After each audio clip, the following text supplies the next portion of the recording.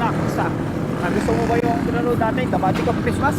Oo, tay. Ha? Grabe yung ginawa niyang pinalabas niya yung iba sa picture print. Oo, Kaya? gusto ko matutunan nun, tay. Tsaka, tay, gusto ko sa Christmas. Bili mo ko ng ganong magic set. Alam mo anak, bili kita na mas maganda pa roon. Tsaka meron na talaga ako nakahanda para sa'yo, para regalo ko sa'yo sa Pasko. Ano, Talaga, okay tay? ba? Okay, tay. Tay, asan yung regalo ko? Ito na. Ito? Yan ang regalo ko sa'yo ngayong Pasko. Merry Christmas anak. Talaga, tay.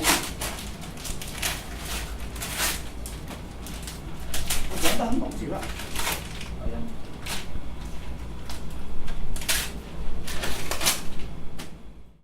Bible.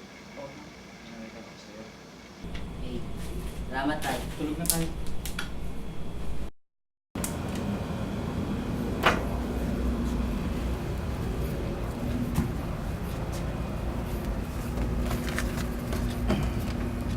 Alam mo na, huwag kang malungkot kung Biblia ay binigay ko sa'yo.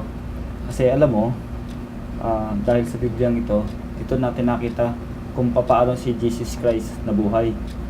Ngayon, ito yung panahon na sineselebrate natin ng Pasko dahil ipinanganak si Yeso Cristo itong buwan na to.